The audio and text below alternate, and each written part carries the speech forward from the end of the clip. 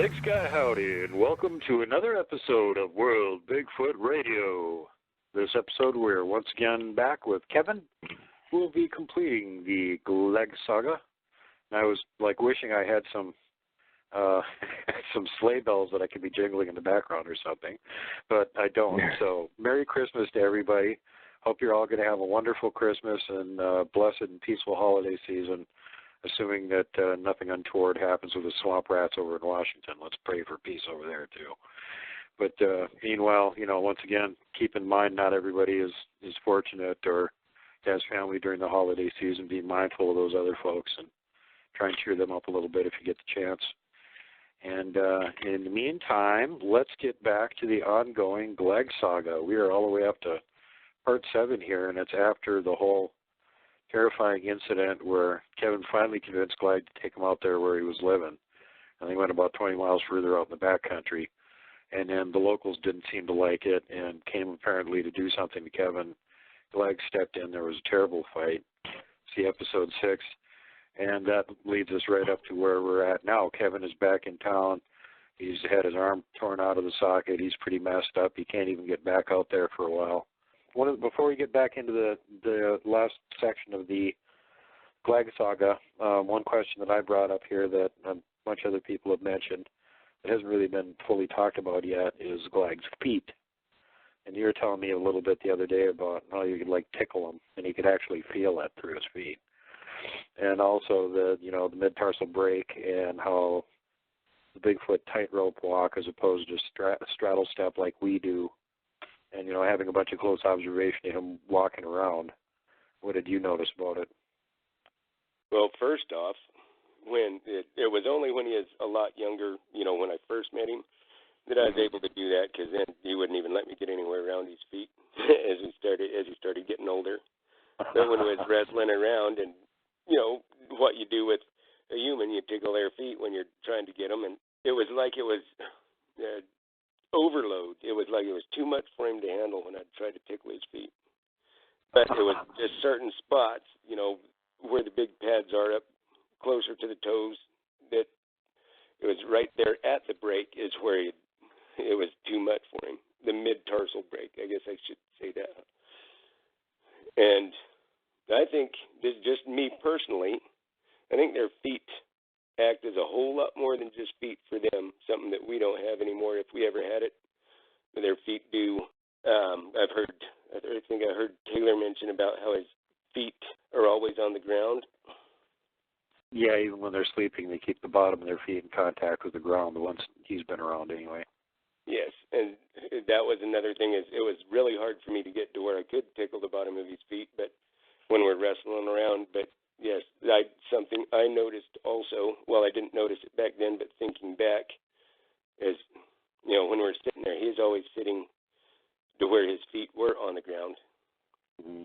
And that was an excellent observation from Taylor that I'd never thought about, but yeah, that is exactly the same way Glagg was, especially as he started getting older and, a lot bigger and paying more attention when we moved him farther back in and I wasn't around as much. And I'll explain about their walk, and then I'll go back to why I think their feet are more than just feet.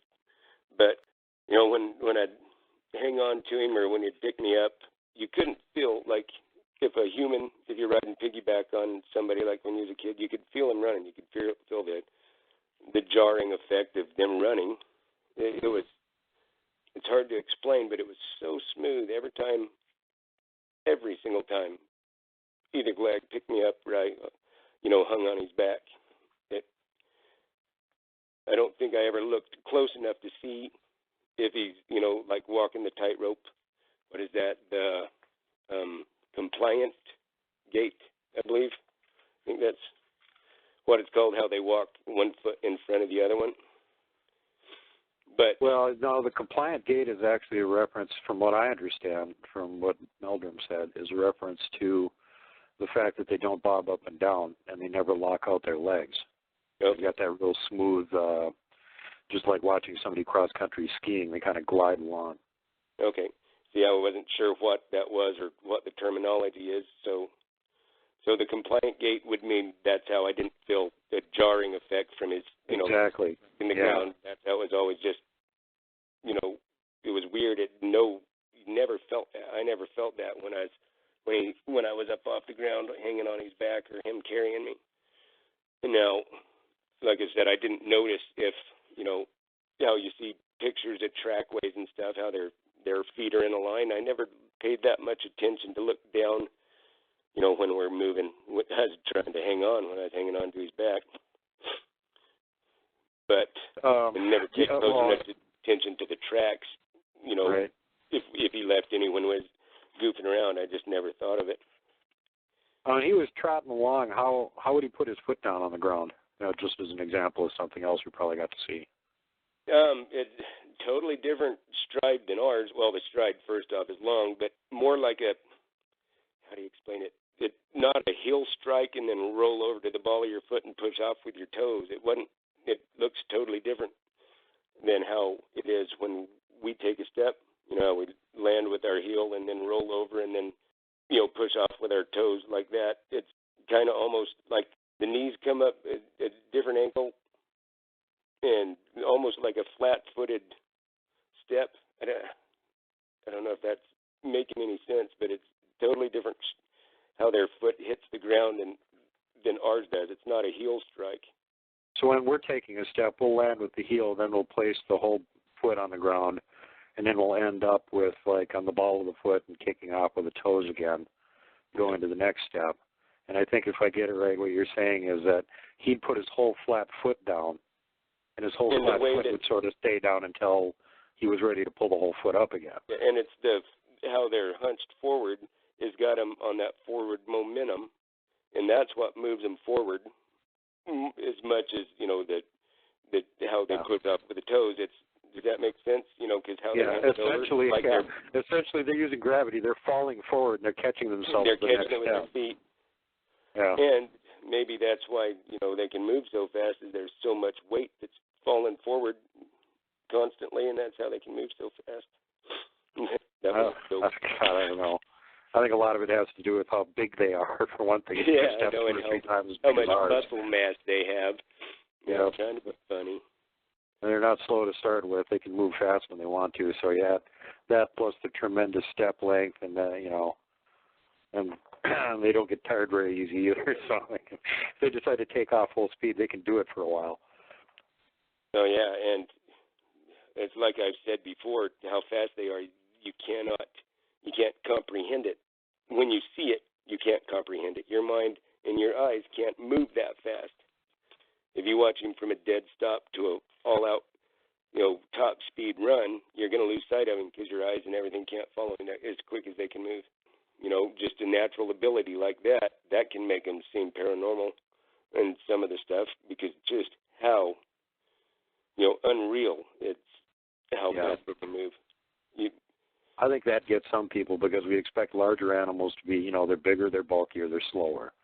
And that always seems to be the case. Unless they're charging you or something, most of the bigger animals just don't move that fast. So for us to see, something that weighs 800, 900, 100 pounds that can take off like a bolt of lightning, it's counterintuitive to us. We just don't expect something that big to be able to move that fast. Yeah. But something that nobody ever thinks about, it takes us 4 or 5 of our steps to equal one of theirs. Now, just at a normal walk, if you were covering that much ground just at your normal speed, you'd be moving as fast as you are if you're maybe not a full speed run, but a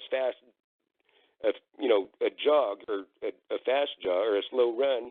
That's how fast you'd be moving if you were covering as much ground as they are in one stride.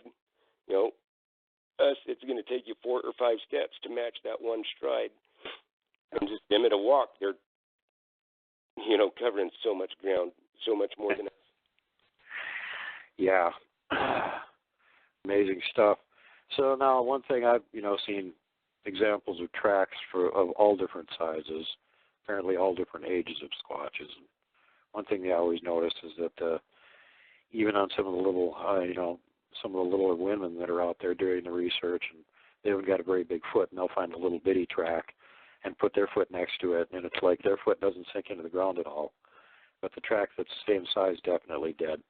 so we already know they're a lot heavier. But sometimes it kind of makes it hard to tell from looking at the track what exactly is going on there. And it seems like, and this is a good one that you can answer because you got to see and tickle his feet when he was still younger, did it look like he had any kind of an instep at all in the bottom of his foot? Only where the hinge is in the middle, the brake thing, the mid-tarsal brake. But so like when we have an instep on our foot where a classic human instep is, they don't have that at all. They all look flat foot. Yeah, it's fairly flat. But it doesn't, it's got pads on it, but not like a dog's pads. It's just, right. Man, how do you explain that? It's a pad, but it's not a pad. It's not just their feet are tough. Mm-hmm. And I think it maybe callus would be the best way so you can understand it, but it's a little different than a callus. It's just, it's something different that I'd never seen before. Mm-hmm. And then I didn't pay much attention to it after that. It's just the way it was, and it wasn't any big deal to me. Now I wish I would have paid a lot more attention to some of the stuff because I could answer questions better, but it just, when I was young, and it just never crossed my mind. Yeah. No, you're just experiencing it. You aren't sitting there thinking about it and, statistically analyzing every single last detail of what's going on. You're just like, oh, this is cool. I got a Bigfoot for a friend. Well, I was just hanging out with my buddy. It's like,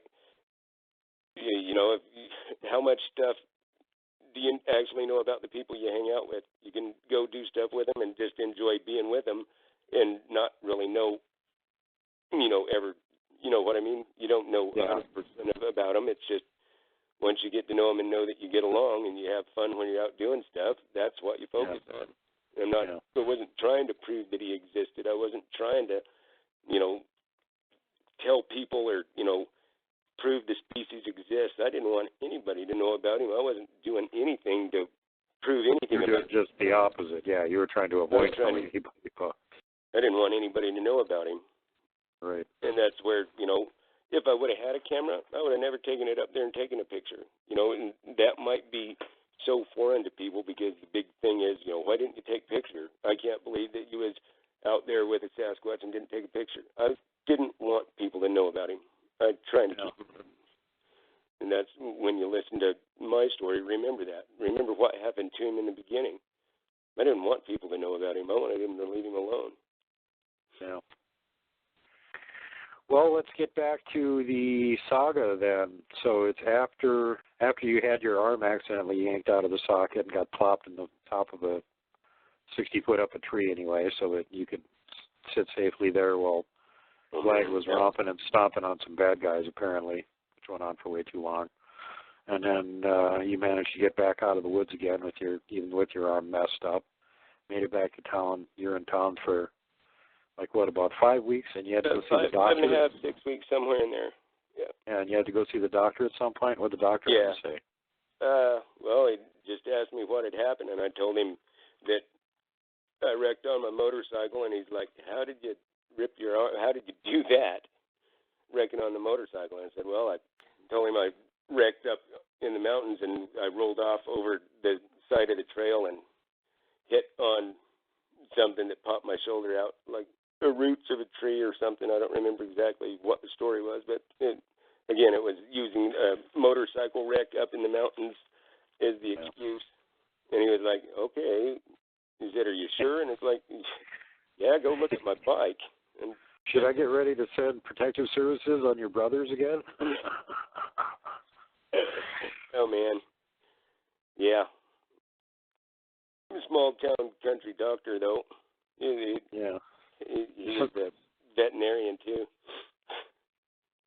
Almost sounds like he was a little suspicious that something else had happened to you and you weren't willing to tell him about it. That's what I said. I think I said that. It might have just been when me and you were talking. That's what I think is he probably figured it was something that my brothers did. Yeah.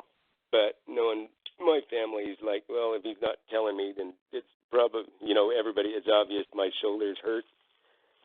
If he's not going to say what actually happened, well, something's already been, if it thinking, yeah, it's one of his brothers, and he'll be fine as soon as his arm heals up. He'll just get a Louisville Slugger and get revenge and nothing to worry about. Nope, I just got bigger years later and went toe-to-toe with him each one-on-one as we got older. That's another story, though. Not for the retelling on this show, maybe. So anyway, so it was like 5 weeks and you finally got back out there again. And you took your same old motorcycle out there. How did it feel on the shoulder trying to go down all that bumpy road after? It took a long time to get back up there. Not as bad as when I came back, that night. But I'd say it probably took me about an hour and a half, 2 hours longer to get up there than it normally did. Right. Just because I had to go a lot slower, and the stuff that I'd jump over or ride through real fast, I had to go real slow, kick it down a couple gears, and just barely creep up. There's a couple of places that were really steep that I had to go fast on, and when I got up to the top there, instead of continue on, I'd have to stop and take a break. So it took me a couple hours longer, but it made it back up there. You get a good reception from Glagg? Just like always before. Yeah, just like he hadn't seen me in 5.5 weeks and was happy. Yeah, I bet he was happy to see you after that. He was probably worried what happened to you after you got hurt. And I wonder how much he felt guilty for doing it, because obviously he realized he did it by accident. Yeah, he was, it had been that long, 5.5 weeks, but he was really careful with me the whole time that we was goofing off for that next day and a half. Normally I'd get up there and he'd come up and give me a big hug. Well, used to just be a big hug, then he'd pick me up and Glagg hug me. Not really a bear hug, it's a Glagg hug. But he was really, that there shows, to me, their intelligence. I mean, here has been 5.5, 6 weeks, and he remembered, he knew that he needed to be gentle with me still. Yeah. Well, because we're so pitiful and fragile, I'm sure he got that early on. Just with your finger and they break, they're pitiful. Yeah, man, you can't twist them into a pretzel and without hurting them. No, I can't even play hop on pop with them now that I'm over 500 pounds. Seems to hurt them. Yes. Oh, and for the listeners, that was his favorite Dr. Seuss book. I don't think I'd ever mentioned that. I mentioned it to Duke last week, and yes. And what was my reaction? I started cracking up right away, and you went, "What's so funny?" And then I'm like, "Holy cow!" And then we probably laughed for 35 minutes because it's like, how fitting. I never made the connection like we did that night. It's like, of course. Yep. Yeah, they're into slapstick comedy, physical humor, hop on pop. Yep. Obviously, that would be the Bigfoot's favorite Dr. Seuss book, and apparently it was. Man, I wish I would have realized, like I said before, if I could go back then with the knowledge I have now, man, so much would have been different. Well, I don't think I would have had any of the experiences I had, but because I'd be too afraid to go up there. But, like that, it makes, just the little goofy stuff like that, or how to, I wish I would have taken stuff up there to, document just for me, like the words that I cannot remember that he said. Yeah. That I can't. I really wish you had tried to alliterate some of those and written them down. Yes. That's something you could have had a list of, and nobody would have known what language it was or what what it was supposed to be or anything. Exactly. And because at the time, I didn't think I would ever forget what he always called me, but I didn't plan on having a stroke either. No. And there's so much that I wasn't born with it. I was born with, a pretty good mind, but I learned how and trained to get a photographic memory. Mm-hmm. And it's something that you can train just like you do your biceps or your legs, and you just have to do the right exercises. But after my stroke, everything that I had committed to memory that way is messed up. The way it worked for me, how I did it, if I wanted to commit something to my photographic memory, I'd mentally take a picture of it. And that's just the way it worked for me. And then now when I go back and go into the photo album of all of those, it's like they're blurry. Like when you spill water on an old gloss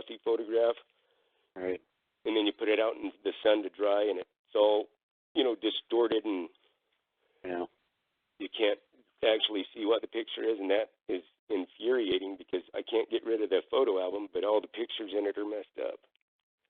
That sucks. Yep. Well, we'll get a chance to talk with Khat here and Taylor, and we'll record that so that everybody else can check it out. And I'll have the Three Musketeers of Bigfoot interaction here all on the show at the same time, and let you guys talk about some of that stuff. Looking forward to it. There's certain things that I wanted to ask Khat about, that I've thought about nowadays on what we're going to get to a little bit later on in this episode. Is you're back out there. Glagg's happy to see you. It doesn't look like he's any worse for wear. He's being careful to not hurt you or anything. Was there any more repeat performances of what happened like that, or was there any close calls, or did you hear any vocalizations or knocks off in the background? Did Glagg ever seem like he was nervous like that? Not at all. After that night, Glagg was just like he always had been. Every time I saw him, it was always, never any tense moments after that. I was, but the environment, I never felt anything odd from the environment. I never got anything like that from Glagg again. Glagg never was on edge like he was that night when we went way back in there to where he stayed. Nothing like that. Nothing. So it sounds like he was pretty confident that whatever the danger was, that he had pretty well neutralized it. Which makes you wonder exactly how neutralized they were. If he didn't, that's something we've talked about since the last episode. Man, I hope so. Because if that means everything out there is now afraid of him, that's what I wanted. I wanted him to be top dog. He's my buddy. Who doesn't want the best for their family and friends? He's my brother. I didn't want anything to have it. I didn't want anybody to be able to hurt him. And anything else that might come up, hopefully they knew that, avoid this, avoid 317 Glagg Avenue. That guy's mean. Don't step on his grass. The only known martial arts Sasquatch in Idaho. We hereby designate him as the one to avoid. Forget about the mountain lions and bears. Beware of the owner. Don't make Glagg angry. You wouldn't like him when he's angry. Mercy. So anyway, so how long were you out there the next time that you came out then? Was it a couple of days? The first time it was a day and a half. Okay. Halfway through the next day, I had to leave again, and I got back home way after dark again. But because it was ginger, it had to be really ginger coming back home because of the rough stuff. And it took me actually 3 or 4 trips up there before it got to where I could get up there pretty quick. When I left that first time after the fight, after that first time going back, I told him I'd be back in 6 days. He was waiting for me. And from then on, there's not much to tell about this until the end of summer when I actually went to school. It was just me going back up there, every 5 or 6 days. There's a couple of, 12, 13 days in between, and it was always for 1 or 2 nights. There's a couple of 3 and 4 night stays. But for that summer, it was just me and Glagg doing back to our old stuff, just goofing off. And I've seen a couple of people ask, what did we do? What would 2 kids do in a forest? We went out exploring. As boring as that seems, to me, that's all I wanted to do. Now, unfortunately, I was never able to give Glagg a piggyback ride. It just couldn't happen. Right. So I always, Glagg, let me hop on your back. Come on, buddy. And then run. That was the coolest thing in the world to me, was when I try to hang on and when he starts moving quick. Now, I don't know if he is ever able to move at top speed with me hanging on there, but just how fast he could move, it's, something, the only thing close to how fast it could move is when I was in, 4th gear on my motorcycle, wide open. That's how fast it felt like when I was hanging on to his back. Wow. And I don't ever think that he is moving at top speed, but it's different because, what we're moving through when I was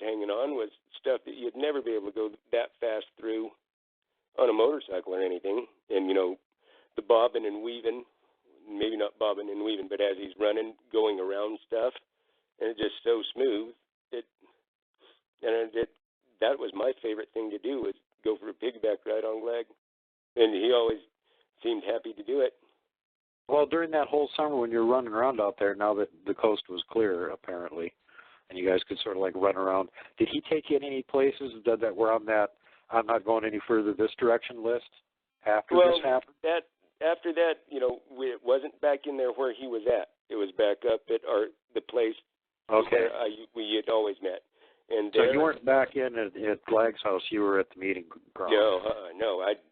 Man, if he would have wanted to go back in there right then, hell no. No way. That place scared the crap out of me. So you guys were outside the area where they would have been anyway then, because that's what it sounds like where you had the meeting place was. Yes. Where I'd park my bike and then we'd meet and then go back in there. Probably, I didn't know exact distances. Probably about a mile from where I parked my bike. Maybe less, maybe a little more. I'm not exactly sure. That's the place where we'd meet. And that was, with Glagg carrying me from there back to where he stayed when I wasn't there. It took Glagg over half a day to get there, not running, but moving pretty quick. Right. It took him, half a day to get from there. And I'm probably way off on the distance, but because I know how fast they can move, we might have been more than, 10, 15 miles back in there. Hell, we could have been 35, 40 for all I knew. I didn't know exactly. How fast can he move while he's carrying me? Nobody knows. I didn't have a speedometer, and I wasn't ever paying, when we went back in there, I didn't pay close enough attention. That's why when I was up in the tree, one of the things that was running through my mind is, I have no idea where I'm at. And nobody knows where to even start to find me. And, if you have to send out the search party, you've only got millions of acres of wilderness to go look in. Yeah, 4 million. And where it's not like I left my bike on the side of a mountain road. It's back in on the deer trails back in there, probably about a mile and a half, 2 miles on deer trails hidden. Yeah. Where I parked, it was right by a serviceberry bush, big serviceberry bush, and I'd park it in there, and then I'd put boughs and stuff in front of it. I mean, you couldn't see it you'd have to walk down the trails that I rode on to get to it. So if they even found my motorcycle, then how far away from there would I have been? 30, 40, 50 miles? Yeah, so no. I would have been a missing 411 case if Glagg wouldn't have won that fight. So just running around your general fun area there was still areas that he didn't go into before that he still wouldn't go into. Yeah, and I don't know if that was just a subconscious thing about me never asking to go that way, but a thing we did that summer was we did go down to the river a lot, or creek, but the creek up there is bigger than most rivers, but we did play around there a lot because there was a lot more, like the currants, the service berries, the blackberries. There's all that stuff down, near the water. There's a big old blackberry patch, and there's gooseberries and stuff too. But we just spent a lot of time down by the water that summer for some reason.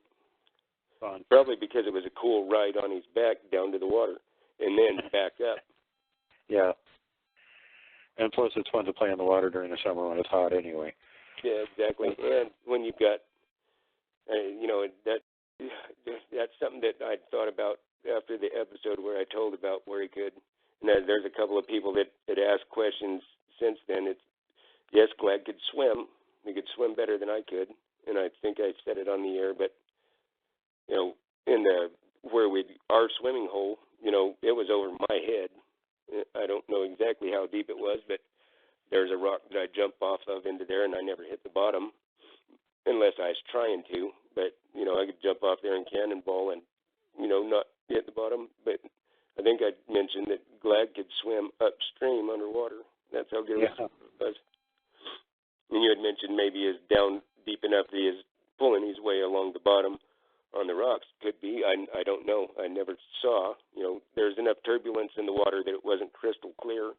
But, yeah, where he dove in the water, it'd come up way upstream, and it's like, that doesn't make, I'm like, That's not fair, Glagg. I can't swim like that. I can't even stay underwater that long going downstream, much less upstream. How are you doing that? Yep.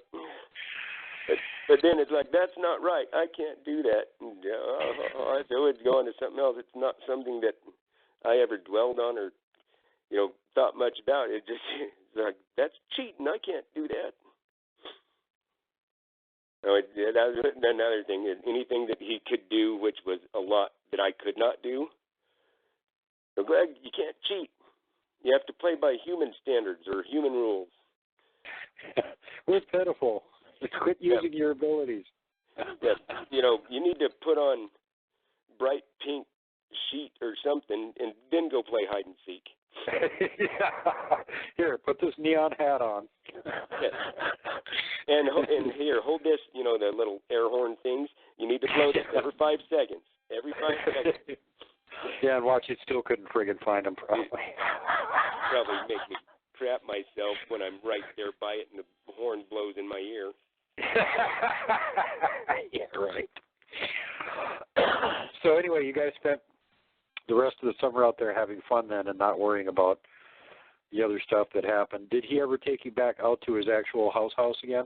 Yeah, he wanted to, and it was me that was very apprehensive for a long time. And it wasn't till probably early fall. I've been trying to think of what he said that he kept, how he was letting me know that he wanted to go back there, trying to explain that to people. I'm trying to, there's so much communication between me and him that didn't involve, language talking. A lot of it was, your hand signals. I don't even know if I said that. There's a lot of hand signals. And there's a lot of... You didn't talk about that yet, no. Okay, and there's a lot of, he's my best friend. Just a look. You can just look at me and like, okay, it's just when you are close to somebody, it's like how two friends, one can start saying something totally off the wall and their friend will finish their sentence, Yeah. Can't explain it. It's just you guys you're good enough friends that, you can finish each other's sentences. And, you just, not that I know what he's thinking or mind speak or anything like that. I don't want to give the wrong idea. It's just, he is my best friend. A lot of it didn't require words. But there was something that he said, and for the life of me, I can't remember. And I don't know if it's like, Glagg, where's your house? But it wasn't house.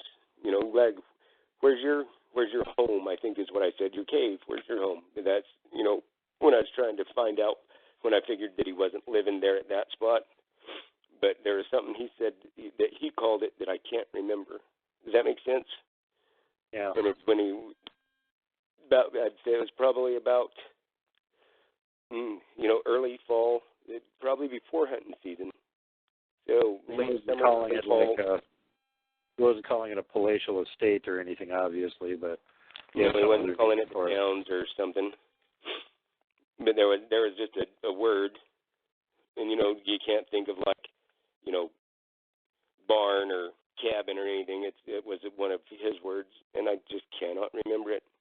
But it was, at the end of summer was when, after several times of him trying to get me to go back there, I kept saying, I don't have enough time. And then I told him, next time I come up, we'll go back there if you want to. I said, are you sure it's okay? There's not going to be anything bad. And he's like, no. No. You sound really confident. It makes you wonder what happened. Yep. I hope nothing happened to him after that night. That was bad enough. But I wouldn't wish that on my worst enemy. That night was just, nowadays, if I have a nightmare, that's what my nightmare is about. Yeah. Still. But, it's like, it wasn't like, no. It's like when I asked him, Glagg, are you taking a bath when I'm not here? Nope. It's at that time, like, just matter of fact, and it's like, are you sure it's okay? Is there anything back there that's going to hurt me? Nope. And then it took him all summer. It was probably 4 or 5 times that he really tried to get me to go back there. And I don't know if it's because he wanted a fire back there or why. It's just we always stayed at, that was my house, you know, our vacation home, and he wanted me to come over to his house. You know, there's when you're a kid and you have your friends over, half the time that you spend at their house, the other half they spend at your house. Same kind of feel, I think. Well, being kid-like, too, it's possible that there was a bunch of cool stuff around that area he wanted to show you, and you had to be there in order for him to show it to you. Yeah, and we did, you know, when I did get back in there, we did the same thing there as we did at ours. We just explored. And, yeah, Glagg showed me stuff, but exactly what? No, there was a cool place that we went from where he was at, where he lived, where he stayed. There was this one place that was a big, huge cliff that overlooked, you know, it wasn't the tallest peak around there, but where it was just an amazing view of the backcountry. But it was kind of cool because the trees opened up. There's about 15-foot flat spot right there, and then a drop-off, and you just dark green, and, you know, contrasted with the blue sky and the dark green of the forest, and, you know, the blue of the stream or the river down below. It just amazingly beautiful. Mm-hmm. And there's just stuff like that. We spent half a day up there when he showed me that, just sitting up there right on the edge of the tree line, watching, you know, looking out over the valley. Saw a couple of, I think it was an eagle. Wasn't sure, never got close enough, but saw a bird soaring, you know, which was, you know, pretty cool in and of itself. And, you know, I do know now that I think I've said before about how there's something special about stuff that flies. Yeah. And, you know, it was just cool that day, just sitting there looking out over creation. You know, that was more fun to me than, you know, anything that any other kids my age were doing, cruising or going to a video arcade or whatever. I mean, that was the funnest, sitting there with my buddy. That's all I wanted to do. You know, no. And more fun than cruising up and down Main Street in your overpriced, souped-up car. Yes. That all the other high school kids are doing. Yeah, and you got to stop down at the end of the cruise spot because you've spent all your money on the new set of tires or valve covers or, you know, this part or that part, and so you ain't got money to put, you know, a gallon and a half of gas. So you go cruising and you just sit there instead of actually cruising. Yep, remember those days. Well, we had things to do. We had lots of places to go other than cruise the little downtown strip, so that tended to not happen very much. But yeah, I can relate to that. It seemed like everybody in high school had some kind of muscle car back in the late 70s. Yep. So then, any other spectacular sights or stuff around there that he showed you? That's what I've been trying to think about, you know, because I don't want to think about this, what we're talking about right now, but trying to think, and it's nothing stands out other than the one that, you know, we'll get to in a minute. But no, it just, again, some of the best times of my life, just carefree, worry-free, no, you know, nobody picking on me, nobody beating me up. Right. You know, just, it was relaxing, and I think at that time that's what I needed. So that was your summer vacation after getting out of high school then, was running around the mountains with your buddy Glagg. Then Did you end up going off to college right away that fall? Yes, I did. I didn't plan on it, but yes, I did. Won't say exactly why, but I did wind up going to school that fall when a couple of things happened. And then that gets into another thing about how intelligent they are, as, you know, when I went up and, you know, it was probably, because it wasn't, what was it? It wasn't, you know, because I didn't go in the fall, you know, because I didn't plan on going to college that year. I went in the spring semester. So it was going, you know, after Christmas and New Year's is actually when I started my first year of college. You know, started in the spring semester. But then when I started trying to break it to Glagg about how I'm going to be gone, and it's going to be more than a week or, you know, 5 days or a week or 2 weeks. When I told him, you know, that I'm going to be gone and it's going to be 4 months, you know, the second I started drawing boxes, you know, in the snow, after about the third week, he looked at me and he's like, it was just, that was heartbreaking because he looked up and realized, holy crap, he's going to be gone a long time. Not this again, it just, earlier this year, it was almost 6 weeks. And then when I passed the 6 weeks, just the look on his face was, realizing that I'm going to be gone that long was just heartbreaking. And he, when he's looking down, he knew that meant that I'm going to be gone a long time. And that speaks so much about how intelligent they are. I mean, before I even got done and drawn the 4 months, he was upset. Does that make sense? You understand what did he tell you? Not a whole lot. The look of shock, and then not wanting to let me go. After I told him that it's going to be 4 months, I was only able to go back up twice more. And when I went up and told him, that I'm leaving, in 3 days, and it'll be the 4 months. I laugh now, but heartbreaking. He didn't want to let me go. Didn't want to let me go back to town. And that was when he kidnapped you, and you spent the next few years living in the wilderness. Oh, God, I You're wish. lucky it didn't end up that way. You're lucky it didn't end up that way. Man, knowing what I know now, hell, I just said, screw humans. I'm going to go back there and live with my buddy. That might not have been a good idea, come a little bit later in his life when he starts getting more and more interested in the female Sasquatches that could be around there. That might not be a good thing when all of that happened. I don't know because I wasn't around. But right. Yeah, if it would have been like it was back then, I would have traded that for anything. Anything that I've done since then, I would have a lot rather spent eating venison, maybe a grouse or something else every once in a while, and berries and pine nuts and roots and stuff. I'd a lot rather do that than what I've had to deal with in this lifetime. Probably would have been more fun than college is what you're saying. Yeah, and it would have been a lot more fun than the car wreck I was in, too. And the car wreck, yeah. No way to explain it. Just when he realized that I'm going to be gone that long, and I said that I have to go, Glagg. I don't have to, but Glagg, I need to go. But don't worry, I'll be back. And I said, then when I come back, we'll have all summer again. And then at the end of summer, I'll have to go back. And he's like, I know he realized that when I leave for that 4 months, and then I come back, and then I'll have all summer because I was too far away. And we weren't rich. I didn't have money to come back for spring break. All I did at spring break when I was in school was stay in my dorm and sleep.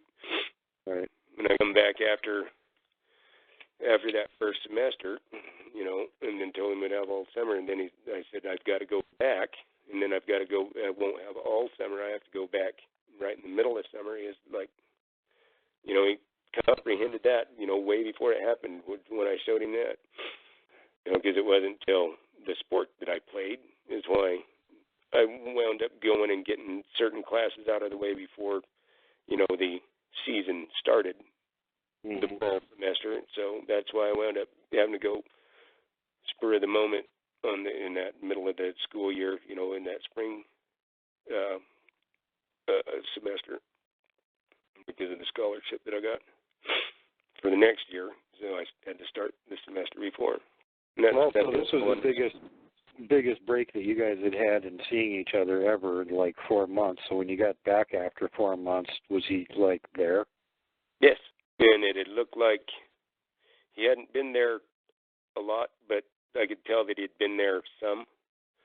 Now, here's something: is when he went back and found his place way back there, there was a blanket. It was actually 2 blankets that had been stitched together with yarn and stuff where me and him stayed. But remember, there's a lot of his stuff that he had taken back there. That's why, in case anybody ever asks, that yes, there's a blanket in his cave, and there's a blanket in the cave that me and him stayed at, the first one. And there was a couple of things. I don't remember exactly exactly. There's little trinkets that I had that was up there. You know, there's the balls. I think every ball that he popped was there somewhere. You just have to pop it. Maybe it'll work at some point. We'll just keep it around and see. Blow one of them up. You know, you could jump on one of them cherry balls. You could stand on it and it wouldn't pop. And he did it. And popped that first one just one-handed, just boom. And it's like, you know, like I said, it startled him. But, you know, that just speaks to the strength. You can jump up and down on it and those things won't pop. And he popped one with his hand. Yeah. When he was a kid, mind you. Scary. So he must have, like, I mean, that almost tells you that even if he understood the concept of days and hours and all that well, between everything else, he was probably hearing that damn motorcycle coming a long ways away. And that was his main clue. He might have known what day we were going to be there, but he'd get over there and hear that motorcycle coming, so when you showed up, he'd be right there. Yep. That's what I think is when, you know, if he didn't know the exact day, he knew, I think, well, that's one thing to where you try to take away from him because you don't look at him as human. You know, yeah. they're an animal. You don't think that they would have the ability to reason, and that's the one thing that I have said is they have the ability to reason. They think. Oh, sure. You're talking like 120 days, so he has to be able to count to like 120 to know what day you're going to show up again. Whether he knows, you know, our math system or not, he's still like, okay, there's that date, that date. Well, how would they keep track of it? I can't tell you how his mind works. It just, I can tell you every time that I said I'd be back, when the sun comes up this many times and the moon comes up this many times, I'll be here on this day. He's always there. So however that works, but that should tell you that they're a lot more available. Try telling that to a pig. I'll feed you 3 days from now. Yeah. You know, try telling it to a deer. You know, those are animals. You know, tell a snake I love you, don't bite me. You know, a viper. Yeah, they don't listen very well. They can't hear anyway, so that'll never work with a snake. But yeah, well, you tap it out in Morse code. Tap it out in Morse code, exactly. So how much bigger was Glagg when you got back after that 4 months then? I bet after not seeing him that long, it was probably jarring all of a sudden, 4 months of growth. Whoa. Like with anybody, when you're next to somebody that's losing weight or even gaining weight, and if you're around them every day, you don't notice it. Mm-hmm. But when you step away and somebody you haven't seen in a couple of years, last time you saw them, they were big or little, and they're different. Yeah, I mean, it's noticeable. That it was a noticeable change after 4 months. He was, I don't know, what did I say last time? 8.5, almost 9 feet, 800 to 900 pounds, somewhere in there. Yeah. Yeah, it's probably, I'd say he was over $1,000 by then. I mean, and it wasn't, you know, he was still going up, just not as much as he did. Yeah, now he was more like filling out more mass. Yeah, and I already couldn't, you know, when I'm hanging on, I can't, you know, lock my legs around his waist. Well, hanging from, like I did from his shoulders, in me as big as I was, when I tried to wrap my legs around him, they weren't going around his waist, they was going right underneath his boobies. Yeah, so, I mean, that tells you how big he was then, you know. Yeah, humongo. So by the time you got back, he was all 9 feet and, you know, half a ton. 9 feet plus and at least 1,000 pounds. But still, my buddy Glagg just... Yeah. Well, on the positive side, as he gets bigger, you're getting safer and safer hanging around. Exactly. Less and less it potentially could hurt you. And him, that initial hug when I came back after 4 months hurt. Yeah. I mean, I had to keep telling Glagg, Glagg, I gotta breathe. Glagg, I gotta breathe. And then for the next couple of weeks or couple of months, I mean, till midsummer, just back to the old ways. And it was when, you know, I told him, you know, I'd have to go and I'd be here for a little bit, you know, in the middle of winter, and then I'd be gone again. That one was, and it's getting towards the end.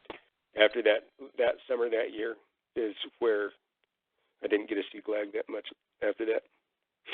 And this end part is what I want to talk to Khat about what I saw, you know, the last day I saw him. There's not much to tell other than I came home, at Christmas break, and I was at home for 2 weeks, and I saw Glagg twice then, and I got in trouble. Did he know? Did you told him you were going to be out there at that time of the year and snowmobile out there, or what's it? Okay. Yes, and it was, it all depended on how our team did in school as to what date I would actually be back. But I wound up right before Christmas, and then I had 2 weeks off. I spent 2 days up there the first time and 3 days up there the second time. And I got sick the second time, so I wasn't able to go back. And I told him I didn't know if I was going to be able to go back, but it would be 4 more months until I was able to come back the next time. And, he wasn't, those times he wasn't his happy self. I could tell that he was sad because he knows that now when I leave, the last time before I went back for the spring semester, he wasn't happy at all. I mean, he wasn't angry or anything, but I could just tell that he was sad. Yeah. Because, crap, he just came back. Now he's leaving again. And this time, having gone through it previously, he knew what that meant, that you were going to be actually gone for quite a while. Yep. And that saying goodbye that time, I probably bawled my eyes out for a day and a half. We didn't do nothing but sit there by the fire. Did he cry or look like super sad or anything? Yeah, he did. Not like I was, but crap, yeah, that's something that I probably, they cry. But not in the same way we do, but I don't think I ever mentioned that. Sorry, crap. Here I go again. So you got to see him around Christmas, spend some time with him, then you had to go back to school for another 4 months. So like April, end of April maybe, or mid-April? Yep, right after. Yep. By then there's substantially less snow? Well, not really. Back there, I rode my sled up that first time. The next time I took my bike and had to plow through some snow drifts on it, but it wasn't enough to ride my sled up another time. I shouldn't have rode it up that first time, but I had to go through a couple of spots. But luckily there wasn't a whole lot of rocks for my skis to get messed up on or cut up a track. But it's after that, that spring and he was there, but he wasn't early. I'd been there probably about an hour before he showed up. Oh, really? So for once you actually beat him there. Yeah. And that's, now looking back on it, that's when I think I started realizing that it was going to end, but I didn't want to admit it. But after I came back and after that spring semester, Glagg was not his normal happy self. He was glad and he happy to see me and everything, but he was distant. Sorry, excuse me. Does that make sense? Distant? Yeah. Like preoccupied. Right. He was still Glagg and we still did stuff, but he wasn't Glagg. His mind was elsewhere, for lack of a better term. Or, you know how it is, how you go out with somebody, or you go out with your friends and you have a good time, but you're thinking about other stuff. You still had a good time, and but they could tell that you wasn't, your head wasn't in the game. Did you ask him about it? Did you notice it and ask him about it at the time, or? Yeah, I asked him a bunch. Glagg, what's the matter? But what did he say? I don't know. It's just everything's fine. I just did it again. Basically, he didn't really give you a straight answer. There was nothing like that. When I asked him, what's the matter, the answer I got was, everything's fine. But I could tell that, no, it wasn't. Something's different. Just, he seemed distant. That makes sense. I could tell that it wasn't the same Glagg. It was still fun, still had fun with my buddy, but there was something else that was holding him back from having the fun that we had before, if that makes sense. We still had fun together, but, he was getting older. I had been gone for basically, a year and a half, and was only up there a few times, and he had gotten used to me not being around is what I thought right then. Yeah. And I figured, well, after school, I can come back and it'll get back to the way it was before. But unfortunately, that didn't happen. And it was just 2 or 3 visits. After that is the last time I saw him. When I came back at the spring semester, that first one, I noticed things were different. Glagg was distant. The next time I come up, it was the same. And about 2 weeks after that, I came up again, and he was preoccupied, just totally preoccupied. Didn't do a whole lot. He did get excited when I made a fire because I did been born the last season, the last year, but a small deer, I did bring that up, and I hadn't brought one up in quite a while. I actually saw it on my way up. I was able to strap it to the back fender of the motorcycle and take it up there, so we did have a feast. And yeah, cooked venison, yum, yum. He hadn't had that for a while. Yeah. And, I ate my traditional one, little pea-sized portion in comparison, and it only lasted one meal. One meal, oh God. So right. So at that point, how many pounds of meat could he eat in a meal? Well, 80, 90-pound deer is probably about 50, 60 pounds of meat. I maybe ate a pound. Yeah. And he was, sucking the bones dry. There was nothing, gristling, everything gone. And even some of the bones. Even some of the bones. That sounds about right. The small ones, them little rib bones, just like how we do with fish. Yeah. Watch out for the little bones, the rib bones. Those are the little bones. Some of them you'd crack into, the big ones, and I guess it's the marrow that's inside, especially when you chuck a hind quarter over the fire and let it cook for a while. The outside of it's well done. The inside of it's extremely rare, but you didn't care.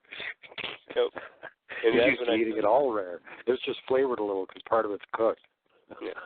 Oh, and I think somebody had asked. No, I never took processed foods up except, homemade granola that we'd make. I took beef jerky. That's the only thing that I ever took that had anything on it but I never took salt and pepper up with me.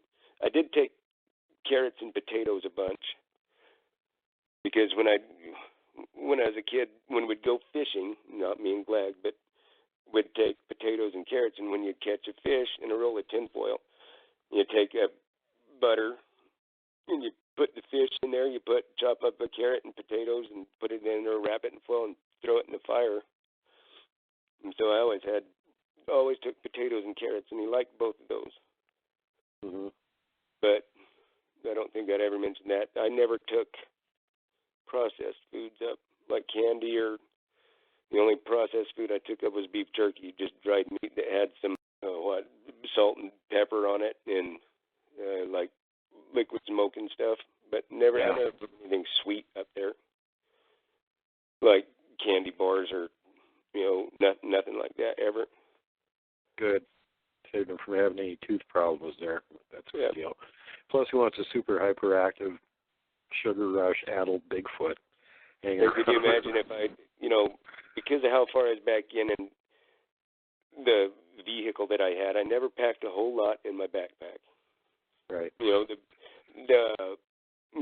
milk crates that were on the fenders when I built the tree stands, those came off as soon as the tree stands were built. I didn't have storage on there. It was just a backpack that I wore. And I always took several jugs of water with me, and that was most of my backpack. I always, like I said, I always had a couple of books. And, a Dr. Seuss book isn't that big or heavy. No. But in the little New Testament that I had wasn't that big. The little one, the pocket that fit in the front shirt pocket. I can't read that one now. Now that I'm older, the print's too small. I guess that's age, isn't it?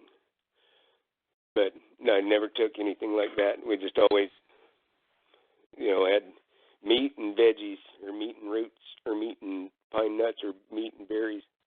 Always had meat, though. Stuff that he was used to eating. That's good. Yep. So this time that you went out there and you got a deer on the way there, and you started up the fire and started cooking it, and he's acting super distracted. So what ended up happening then?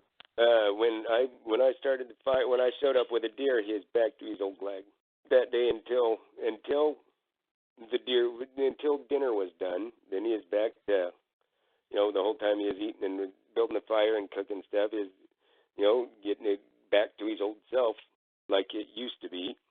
Right. I was thinking, cool. It might have just been that I hadn't cooked, a big chunk of meat like we had before. This was the first time I brought up, a big chunk to cook on the fire, and so I didn't think anything about it. I made the plan, we goofed off the rest of the time that night and the next day. I went back, told him I'd be back in 5 days, 5 or 6 days. I don't remember exactly. I think it was 5, but it might have been 6. And when I came back up again, he wasn't there. And it took him about 2 hours. I was sitting there by myself for about 2 hours, actually contemplating going back home, then second guessing if I told him the right day. And I was like, no, I told him this day. I'm sure I told him this day. I'm positive. And right about the time I was getting ready to head back out, he showed up.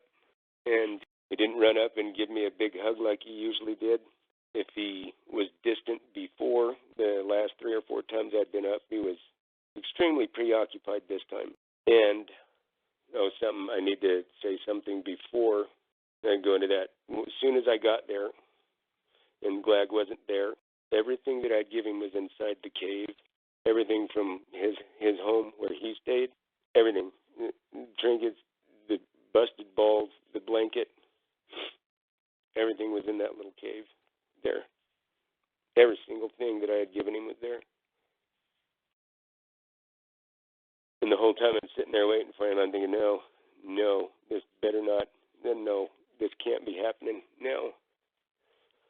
It's what I always wanted to happen, but I think I knew what it meant. And then I was preoccupied. I don't know how long he was there. I actually finally noticed him on the tree line, but he just hadn't come in to see me, and I don't know how long he was there. But that makes sense. You understand what I'm saying? Everything that I'd ever given him in the last 5 years was in that cave.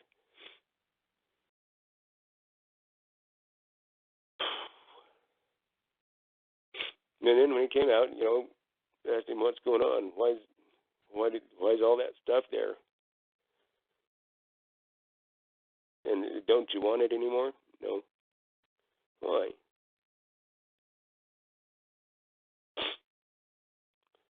And so, we didn't do a lot that day. Well, it wasn't a long time that he was there that day. He actually left first. There was nothing like it had ever been before. Not only was it distant, everything's there in the cave, and he's didn't act real happy to see me, act preoccupied, and it's, what's going on, Glagg? And it's like, did you, just jokingly trying to lighten the mood, asked him, did you get a girlfriend? And you're going to go out on a date with her instead of me, your buddy? And, that look on his face was like, what's going on? And he's like, oh crap. He found me out, but it's like, Glagg, do you have, is there another Bigfoot around here? Because I did start noticing that it didn't feel bad, but there was something that didn't feel right, didn't feel bad. I don't know if that makes any sense, but Glagg, do you have a girlfriend? Is there a girlfriend? Is there another Bigfoot here, Glagg? And he finally said, yep. And it's like, really? Is it your girlfriend? And I don't remember if I said girlfriend, but I asked, is it another Bigfoot? And I said, is it a girl? And that's when he said yes. And I think me and you had talked about this a little bit, and this is one I want to ask Khat. I know he wasn't, I still think he was a kid, not an adult, but something we had talked about, and I don't want to try to taint it, but I didn't get the feeling like, it was a mate or anything. just like a friend. He had found another friend other than me. Right. But it's like, are they here? Can I see them? And he barked something, and just not really barked, but made a noise. It turned away from me, made a noise, back the way it came. And it's like, what? Are they over there? What's their name? And he's, I don't remember exactly because it's all happening way too fast. But, 4 or 5 times when I kept asking about who's over there, he'd turn his head that way and he'd bark something. I don't remember what it was, but it'd just make a deep, loud sound. And then it's like he said, he told me that he was going to go. And, he just said, go. My word, go. He said that he was going to leave. But I asked one more time, if it's a woman, can I see her? And he said, yep. And he turned and he just really loud, and I saw one step out from the trees just so I could see it. And then it was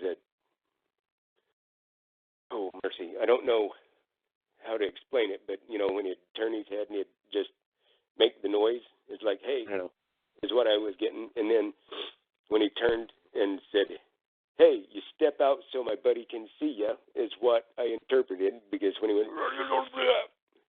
that one stepped out from behind the tree. She stood there and it was a female. I couldn't get a great look because she's 65, 70 feet, other side of the clearing from me. Stood there for probably 20 seconds and then stepped back into the tree. And that's when Glagg said that he had to go. Then I asked him, can I have a hug, please? And that was the last time I saw him. Did you get a hug from him? Yeah, I did. It wasn't like it was before. It was short and sweet. I don't think he wanted my Kevin stink on him now. I don't think his woman liked it. Yeah. And that's what I wanted to ask. Khat, if she thinks that, did he find a mate, or was it, I was thinking, I didn't think he is that old, or is it just a friend? And because I was gone so long, maybe he was getting, if she belonged to a troop. I don't know any of that. That's questions that I want answered. Yeah. Hold on. Still remnants of my cold and being a blubbering fool. Well, I can see him spending a week or two, hanging about doing whatever his Bigfoot business while you're gone. But if you're going to start being gone for months at a time, they're social like humans are. They're going to want to have somebody else around to hang out with, and that's just like way too long. Yeah, and, in the back of my mind, I knew it when he was being distant. I figured that he had found something else or somebody else or another friend, whatever the case may be. I think I knew that, but I didn't want to admit it to myself. And then when that happened, I knew that, exactly what I wanted to happen. I wanted him to get integrated back into that society. But now that it's happening, no, screw that. I don't want you to go back there. No. It's my best friend in the whole world. So he ended up then, turning around and leaving with her after you gave him a hug. Yep. Did you take your stuff back to town with you, or did you just leave it there? I didn't want anything to do with it. Make me do this, what I'm doing right now. Every time I look at it, it'd make me do this. Yeah. So you just left it out there at the meeting cave. Yeah. I remember I told you, if he wouldn't have showed me how to get into there, I would have never found it by myself. Yeah.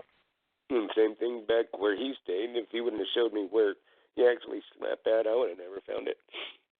Wow. And I have looked at topo maps, and I have a pretty good idea where I think we were, just because of, our swimming hole where we was at. I think I have a pretty good idea, the general area where it was there, if he is in that same area, or if he's anywhere around there, Yeah. They could be, close to that, or he could be there's 4 million acres that of forests that humans don't step in, have never been yet. Yep. They can live, and any acre is going to have what they need to survive. Food, well, of course, there's been a million questions about this, that after the very last meeting happened like this, did you ever try and go back out and find them again? Yeah, I did. And every time I went back, it was evident that that spot nobody had been to other than the critters that just wander through. I could tell that he hadn't been back to that spot since that day. And that was actually what you were shooting for, is making him a screw that. full-on Sasquatch in the woods again. I didn't want that. It's what I thought I wanted. You be careful what you wish for. It means so much more in that case, doesn't it? Yep. It always does. Be careful what you wish for. You might get it. I got my wish. I lost my best friend. Sometimes when you get your wish, your dream turns out to be a nightmare. Exactly. The fairy tale ended right then. And yes, everybody wants to know, I would love just to see my buddy again, even from a distance, just to know he's okay. Yeah, by now he's probably got squatchlets that you could be reading Hop on Pop to. I hope so. And I hope they're the biggest, toughest sons of bitches in the whole backcountry. Yeah, well, it sounds like he wasn't any little runt or anything either, because he probably wasn't anywhere. He wasn't full grown when you last saw him, and he was already a herkin big guy. So, now the very last time you saw him, how big do you estimate him to be? Over 900, over 1,000. The previous. He was over 1,000. He was huge, and he was probably another 2-3 inches. Not much taller. 10, maybe 10, a little 10 or a little more. I guess he was. He was a lot taller. I wouldn't have been able to get on his back unless he would have got down to all fours, probably. As it was when he, the year before. I mean, he'd have to get down. And that's something to try to explain. He would not take a knee like we would. He would go on to all fours, and I'd hop up on his back, and then he'd stand up. That's how I'd get on his back. Wasn't, there's no me putting my arms around his shoulders and climbing up. That's just impossible. I'm not, Shaquille O'Neal. I'm not tall enough to reach his shoulders. Right. Because I'm a white man that can't jump. Yeah, well, so anyway, so last time you saw him, he must have been close to 10 feet tall and 1,400 pounds in. Yeah.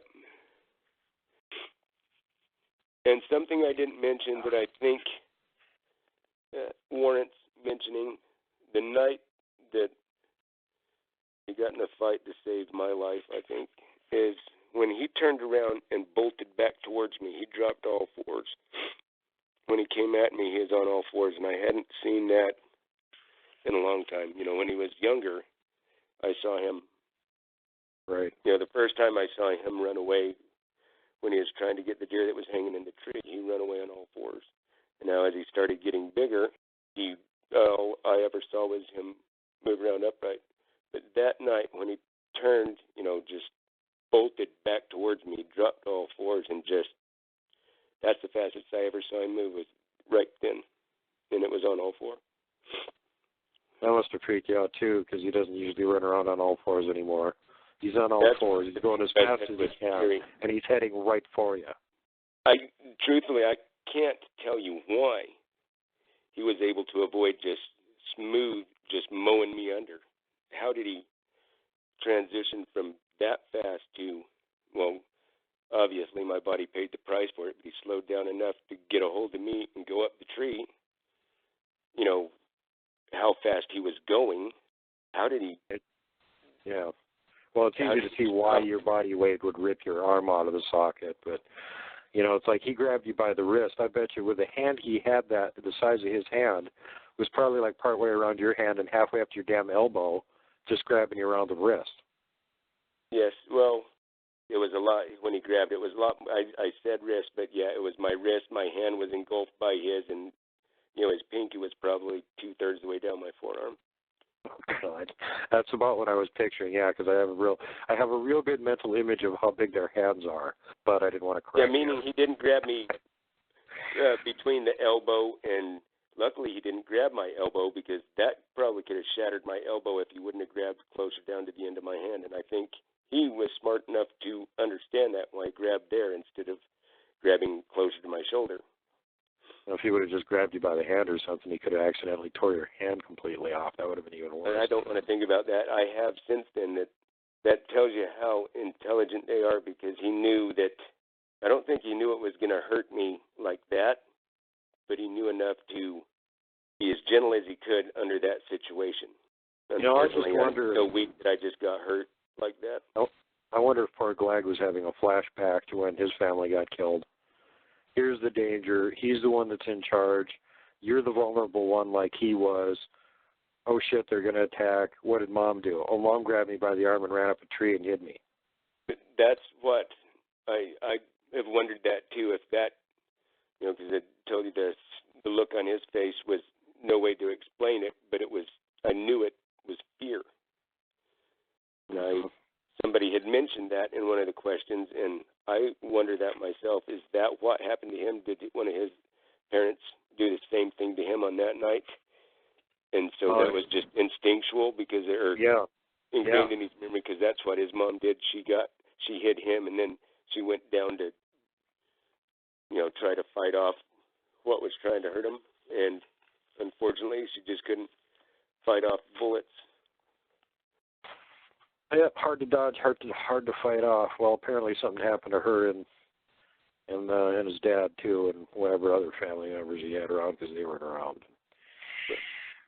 But it's like you almost wonder about his mindset. I mean, if that's what was going on, and he was having a flashback to, oh, here it is all over again. Only this time I'm in the position Mom and Dad were, and I got to protect Kevin and get him up this tree. So what was he thinking going back down that tree toward the danger? No, it's all up to me. I can't fail like my Mom and Dad did. I've got to protect Kevin. And that, how powerful that is. If you look at it that way, man, that speaks so much more about what they are. I mean, just the whole thing, I think, does. But I've wondered that a lot. Yeah, I'm glad you didn't see the actual fight between him and whatever else was out there. But honestly, I wish you had, just so that we know actually what happened and how much damage he did to him. I kind of wish that I had seen it, but I am so thankful that I didn't. With what I heard, you'd have much worse nightmares. Well, the aftermath of it, if I wouldn't have been in shock from what happened to my shoulder, I think I would have freaked out when he came back, because you don't understand. He was covered in blood. It just... Yeah, and again, considering the light amount of wounding that he took, that makes me wonder if there was any survivors, which is sort of what I was getting at. God, I hope not. I'm kind of doubting that there were. If he killed them, however many there were, that serves him right. Well, if he was in that mindset where he was flashing back and reliving that whole thing, to him those other Bigfoot became the hunters that killed his family. Yes, and that means and if that's what was going through his mind, it wouldn't matter if there's 20 of them, I don't think. Yeah, pretty much was my take on it, too. He wasn't playing any friggin' games with them. And he wasn't going to let them take away the only friend that he had. Yeah. Well, is there anything else that you wanted to add to the saga before we conclude it here, and just before anybody starts weeping piteously? We will be having a discussion, a roundtable discussion on interaction, and Kevin will be back, and Taylor will be there, and Khat will be there. Anything so don't panic yet. You haven't heard the last of Kevin yet. What's that? I said anything that anybody wants to ask, something that I haven't thought of or haven't covered, or there's been some good questions I've seen. I promise you guys, I am working on answering questions, going back through each episode and going through and answering what I can when I can. I am working on it. So if there's one that I haven't got to yet, I can't answer them all, but the decent ones, There's one guy that I think I've seen a couple episodes. I'm not going to tell you anything about how big his weenie was. It's not important. Do you go around looking at your best friend's nutsack all day long? Ask yourself that question. No, it's not something I'm worried about, and I'm not going to say it. Talk about it. It's pointless. The answer is it's proportional to their body size. It's like humans. Yeah. It's proportional, and that's all I'm going to say about it. Well, on that uncomfortable note. Yeah. And I think that's all that needs to be said. It wasn't important. Yeah. If there's anything important that you want to know that I might have the answer to, I don't know everything. All I know is what I experienced with my buddy. There's so much. How big were his ears? They're not like ours. They're there, but they're mercy. That's a good question. I understand that they're pulled in pretty tight to their head. They don't stick out like Dumbo ears or something. But they're not like, they don't stick. You can see them, but they're not like ours. How they don't stick out at all. They're right flat against their head. And I guess proportionally to his head size, it's just his head is huge compared to ours, but they're proportional like ours are. You know, always there's exceptions to the rule. I had an uncle that could hear a ghost fart from 3.5 miles with his ears. We called him Dumbo. He used to fly in using them. Well, he would have had to get him trimmed down to be Dumbo. Ultra deluxe glider Dumbo version. Well, anyway. Passenger liner Dumbo. The passenger liner Dumbo, yeah. Well, thanks for coming on the show and sharing this whole long saga with everyone. I appreciate that you had the tenacity to keep going with it. We've had some technical problems here, and in order to get this last episode recorded, Kevin had to actually rewire part of the place that he lives in and put a phone line out to the garage. He had to get a landline put in. Yeah, he literally had to get a landline put in so we could get a decent signal to record the last part with, because we tried already once, and bad weather, and it was horrible, and, you know, so he heard it a day later. On this last one, it's just the last time it was too. Something always happens. It's all for you guys. You see what we go through for you? Yeah. Kevin especially, he didn't have to go through any of this stuff to tell his story, and he went way out of his way to make sure he's got a landline so you can actually hear what he's saying. And if I had tried to actually, you know, record and release the version that we were trying to record yesterday, you all would have killed me. So that's why that version over and over on that will never be heard again. Yeah, because it sounded like 1 minute he was right next to your ear, and the next minute he had stuck his head through a manhole and was talking into a sewer, and you were hearing him still on the surface. And that's how bad quality was. And now I have a landline here, actually, in my workshop, where it's quiet, where none of my family members can bother me, because I can lock that door right there, and the show's over. Yeah, it's going to work out. It'll work out very well when we do our little roundtable discussion too, because then you got multiple people online. You don't want to have exponential background noise on all of them bleeding through, making it unlistenable for everyone. So, is that it then, Bud? Are we ready to go? Yeah, I think so. Just tell anybody has a question, we'll try to do another question and answer session. I'll try to answer if I can. And to the people out there that think I'm lying, great.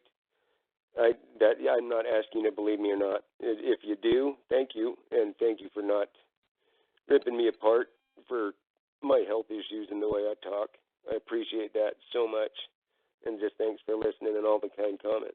Thank you very much.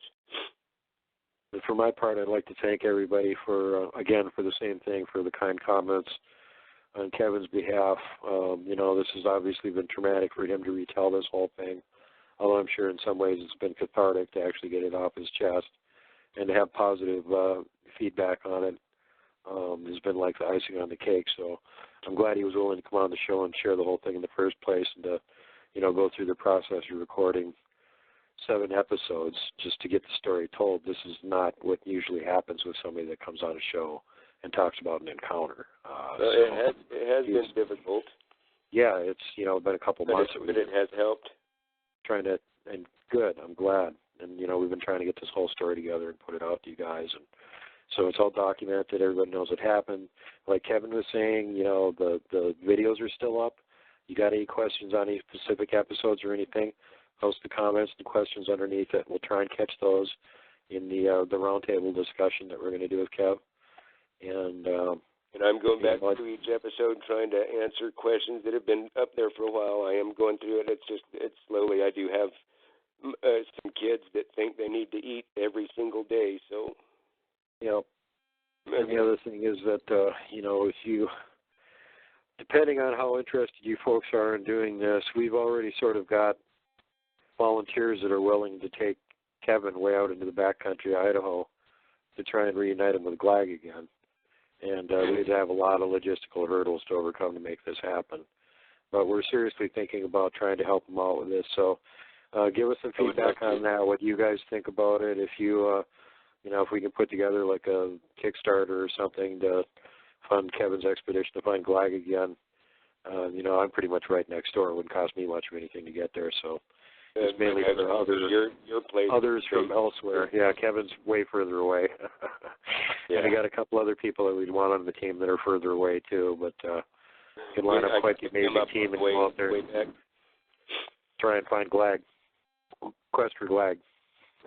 We're not finding Bigfoot. We're looking for one specific Bigfoot. Yeah. Oh no, finding Bigfoot's easy. I can do that all day long. So, we're going to make it a challenge and find one specific Bigfoot. And we've got the team with people that to get it done, though. Yep, including somebody that can even speak their language that might be able to be coerced into coming along with us. So that would mean if like I mentioned earlier tonight, that would mean the world to me just to be able to see him, even if I can't interact with him like I used to, just to know that he's okay would mean the world to me. Oh, hell, if we could get him to yell at us from across a valley and just yell your name so we knew he was out there, I'd be happy. At least he's still alive and there he knows you're there. He went looking for him. Go off and get out of his property.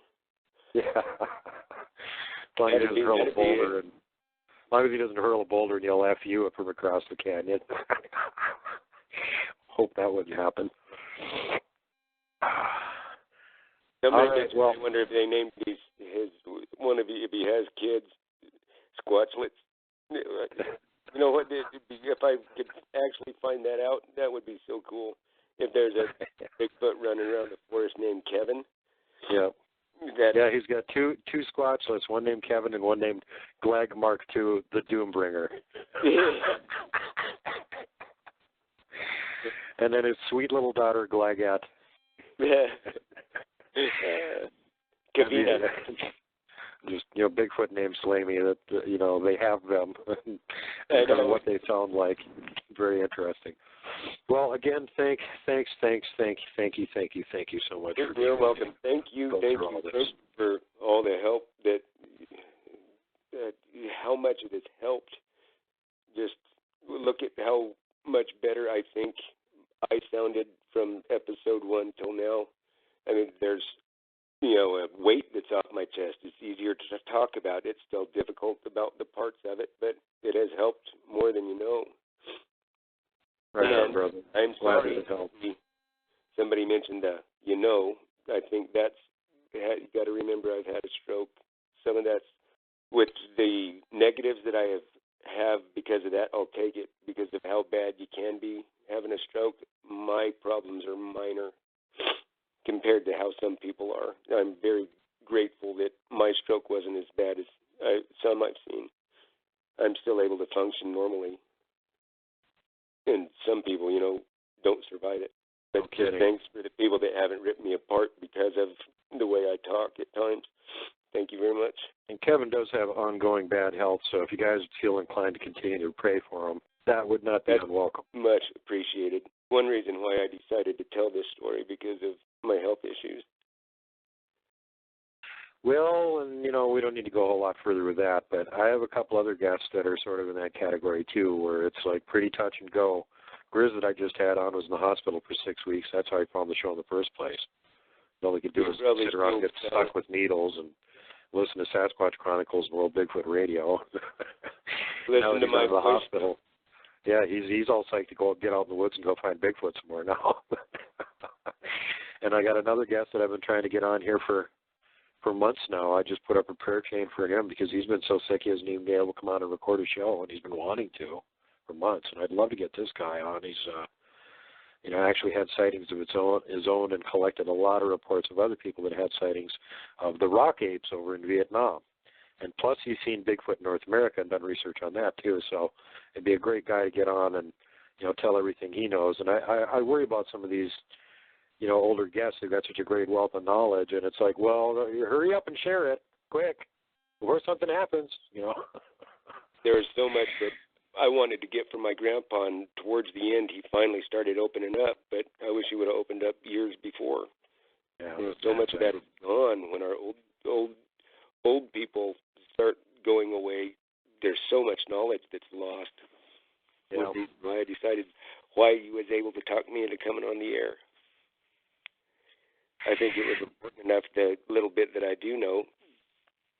You know a lot. You've had a lot of first-hand experience and interaction that most people could only dream of having that kind of opportunity to do close-range observation on these their favorite critters of interest. So, that's how a lot of people really are jealous and envious of your situation. Me, not so much. I'm kind of glad that I didn't have to deal with what you dealt with, and my encounters with unfriendly ones have been bad enough.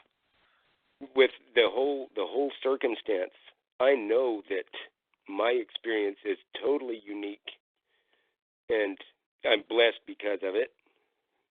But my situation at home put me in the mindset to just get my friend, and what happened to him.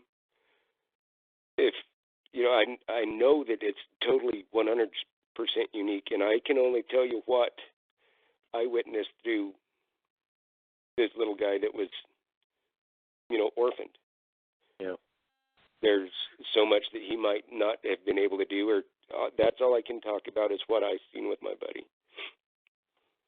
And again, on behalf of the entire Bigfoot community that's interested in your story and wants to know about it, thank you for coming on and sharing it with all of us, because, after both of us are cacked, there's probably going to still be a copy of this floating around somewhere. And if they haven't already proven Bigfoot's real by then, at some point in the future they will, and they can go back and listen to this and go, oh, well, Kevin wasn't telling any lies at all. This is all accurate. It all matches up with what we know. Yeah. If you think I'm lying, I have a place that I can put you in the mountains, and let's see if you think I'm telling the truth or not. Just go spend the night up there. Yeah, just take them on a bike ride through the Target range there where all the local loonies go to get rocks thrown at them. Or the boulder grizzlies. That's what I was talking about. Go make sure it's a two-stroke with a loud pipe on it, and go ripping through there. Make sure you can get it at least 60 miles an hour, assuming you want to survive. Yeah, if you don't care if you come back or not, 50's fine, 45, don't worry about it. But if you go up there assuming that I'm telling a lie, I would recommend not, because I would hate for something to happen to somebody, even an idiot. Yeah. No, don't encourage the idiots. No, don't do that. Don't pull on Superman's They have enough encouragement. Don't spin the wind. As it is. And always remember that you have to be kind and you have to pay it forward, and it's safety last and always. And whatever you do, what don't you do? You don't hug the Wookiee. All right, thanks, folks.